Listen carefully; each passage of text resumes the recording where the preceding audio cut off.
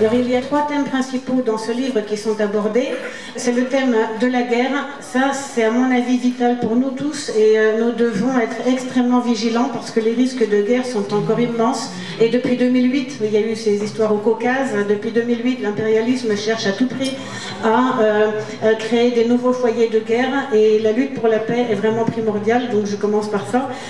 Si vous lisez ce livre, vous aurez vraiment la preuve vivante avec les dizaines de personnes qu'on a rencontrées qu'en Crimée, les gens étaient vraiment super ravis d'avoir rejoint la Russie et que le référendum, c'était absolument pas du pipeau comme on veut nous le faire croire ici en France. Les médias mentent totalement que c'est devenu très très grave. Et là-bas, les Ukrainiens ou les Russes, les Moldaves que nous avons rencontrés nous plaignent. Et vraiment, ils plaignent de tout cœur, c'est sincère, ils plaignent de tout cœur les Français qui n'ont pas accès à l'information.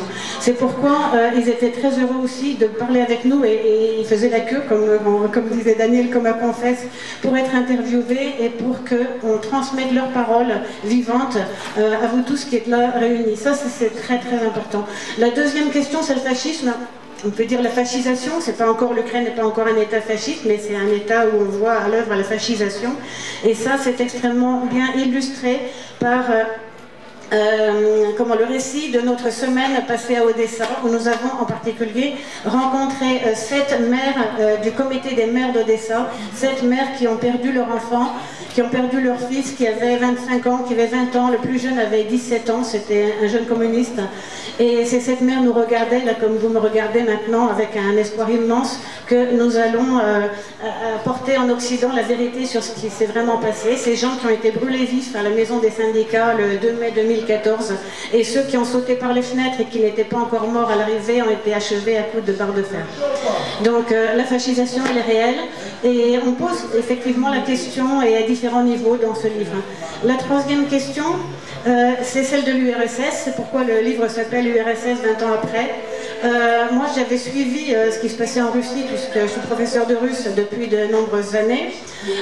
J'avais suivi depuis de nombreuses années ce qui se passait et j'ai appris qu'effectivement nous avait raconté une histoire qui était totalement fausse sur la chute de l'URSS et j'ai appris les détails, c'est-à-dire 91, le référendum du 17 mars où l'écrasante majorité des citoyens soviétiques ont demandé le maintien de l'URSS et quelques mois après l'URSS a été dissoute par 3 personnes uniquement d'une manière totalement antidémocratique.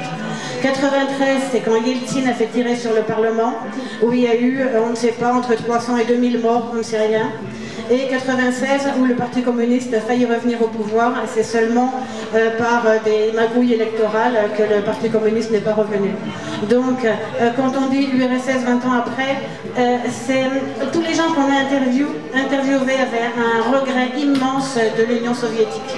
Et le quatrième thème, mais c'est un thème à venir, ce sera sans doute le thème de notre prochain voyage avec Daniel Bétrac, c'est le thème des BRICS, c'est-à-dire ce qu'on a vu le 9 mai à Moscou aussi avec la présence du président chinois, c'est-à-dire une alliance nouvelle de Brésil, Russie, Inde, Chine, Afrique du Sud, et avec l'organisation de coopération de Shanghai et tout ce monde émergent qui commence à redresser la tête. Et nous avons l'intention d'aller justement à Novosibirsk, capitale de la Sibérie, qui est une ville de plus d'1 million d'habitants et où le maire est communiste, a été aux dernières élections, c'est une ville qui est devenue communiste.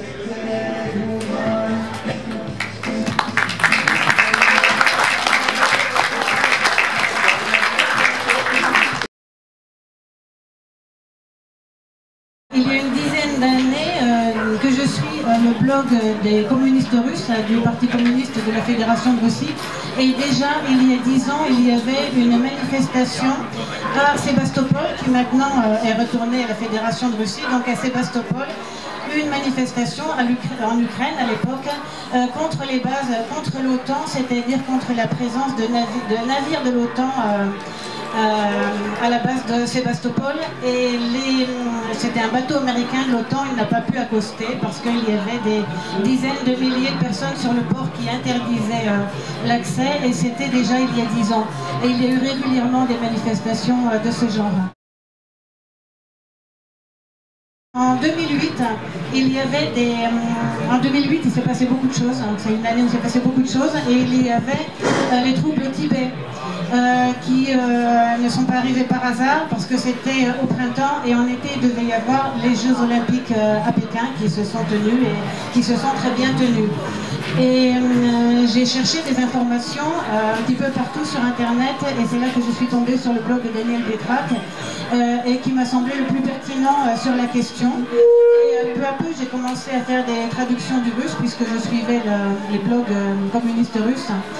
Et à l'époque, sur les réseaux russes, il y avait des très grandes inquiétudes pour leurs propres Jeux Olympiques de 2014. Parce qu'en 2014, donc on était en 2008, et en 2014, on annonçait les Jeux Olympiques d'hiver en Russie. Et les Russes étaient très pessimistes et ils disaient non, on ne nous laissera jamais tenir des Jeux Olympiques. De même qu'ils étaient inquiets pour les Jeux Olympiques d'été en Chine. Et quand il y a eu les Jeux Olympiques à Sochi, j'ai dit à Daniel, il était prévu qu'on fasse un voyage un jour, et j'ai dit il faut qu'on aille à Sochi. Parce qu'on était assez enthousiastes aussi de la façon dont ça s'est déroulé, avec l'ouverture et la fermeture, avec l'apparition des symboles, la faucille et le marteau, etc. C'est-à-dire une présentation tout à fait positive de l'URSS et de l'Union soviétique. On était partis pour aller à Sochi. Et puis au mois de mars, il y a eu le référendum en Crimée. Et là, nous avons décidé de nous rendre sur place et de voir ce que les gens pensaient réellement en Crimée. Donc il faut dire que Daniel Pétrac est une sociologue et elle a l'habitude des interviews, elle a l'habitude des enquêtes sur le terrain, et notre but c'est pas du tout de faire un ouvrage de propagande basé sur rien, mais vraiment donner la parole à ceux qui sont privés de parole, être un passeur. Moi je suis traductrice, professeure traductrice, nous sommes des passeurs de parole, et ce que nous racontons dans ce livre, résultat de 2 semaines passées en Crimée, puis ensuite en Ukraine et à Odessa, c'est vraiment donner la parole aux gens, rétablir la vérité.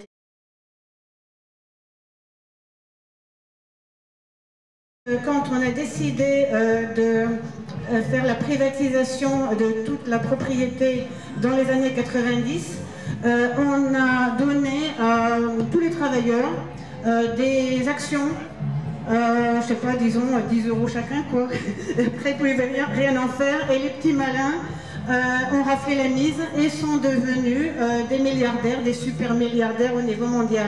Mais ils sont d'une part très liés à des mafias, à la corruption, et liés aussi à la bourgeoisie internationale, donc ils n'ont absolument aucune indépendance. Donc ça, c'est les oligarches.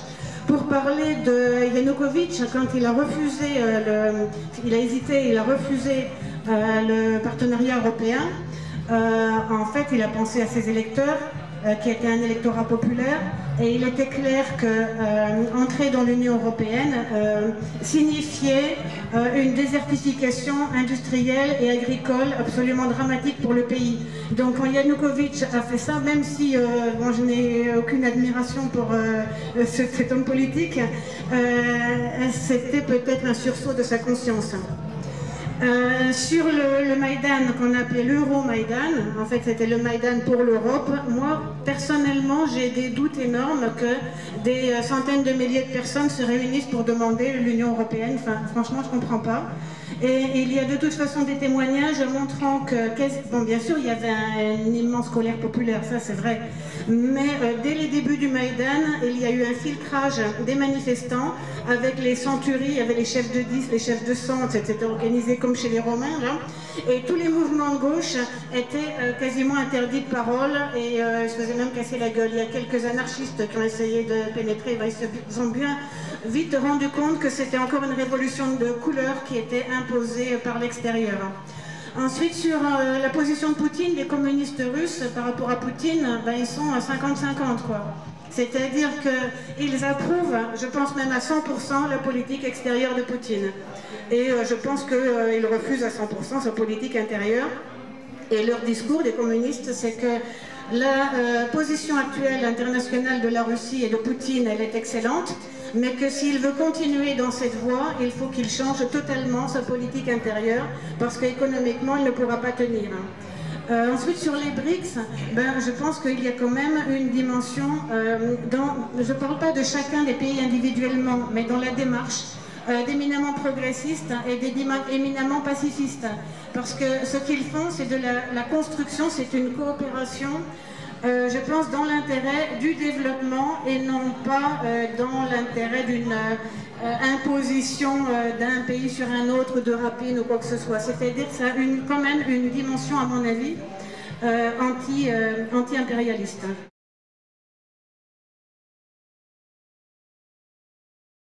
« 90% de la population est bilingue.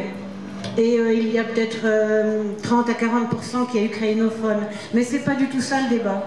Et en fait, ce qui oppose ces deux parties de l'Ukraine, c'est vraiment la mémoire historique. Et ceux qui sont soi-disant, enfin entre guillemets russophones, c'est ceux qui considèrent qu'ils sont les héritiers de la victoire de l'Union soviétique contre l'Allemagne nazie en 1945.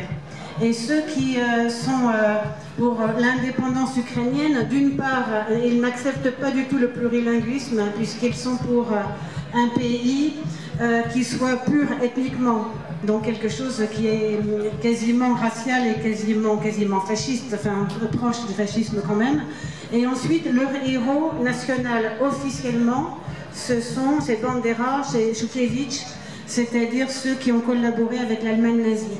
Donc il est absolument évident que ce conflit n'est pas soluble d'une manière pacifique, ça doit se terminer par la victoire des uns ou des autres. Donc on espère la victoire de ceux qui sont les héritiers de la victoire sur le nazisme. J'étais à Odessa, donc comme c'est raconté dans le livre, c'est une ville qui est à 90% russophone, mais je dois dire qu'en une semaine, je n'ai pas entendu une seule personne parler ukrainien.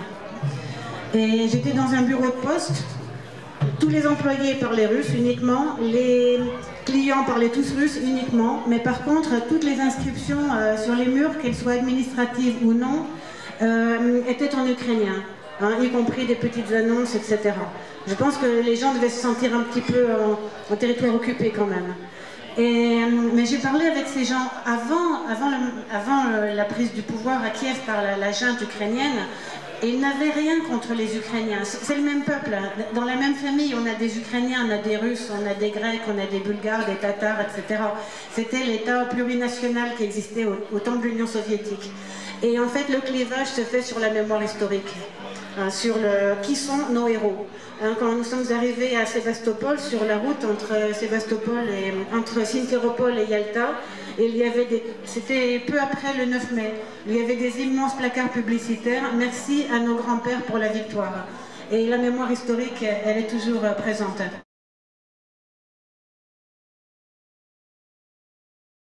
Sur l'Europe, eh bien, nous sommes allés aussi en Moldavie, j'en ai pas parlé tout à l'heure. Il y a un petit pays, une enclave à l'intérieur de la Moldavie qui s'appelle la Gagaouzie. Et ce sont des gens qui sont réputés pro-russes depuis Catherine II. Ce sont des turcophones orthodoxes, un mélange un peu curieux. Mais ils sont, on peut dire, à 99% contre l'Europe. Ils étaient en pleine campagne électorale, c'est pourquoi nous étions allés là-bas. Et l'enjeu, c'était un peu l'Europe. Et il y a un parti pro-européen qu'on a rencontré qui logeait dans le même hôtel que nous. Et ils ont dit, ben non, on fait notre propagande électorale, mais on leur dit pas qu'on est pour l'Europe, parce que sinon on se fait jeter tout de suite.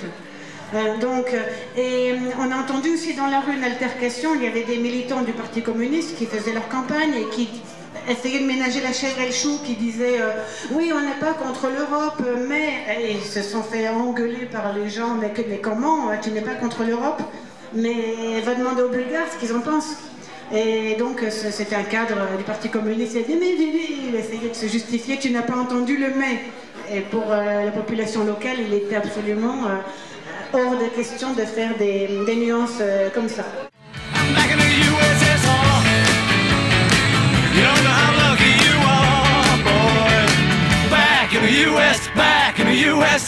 in the USSR.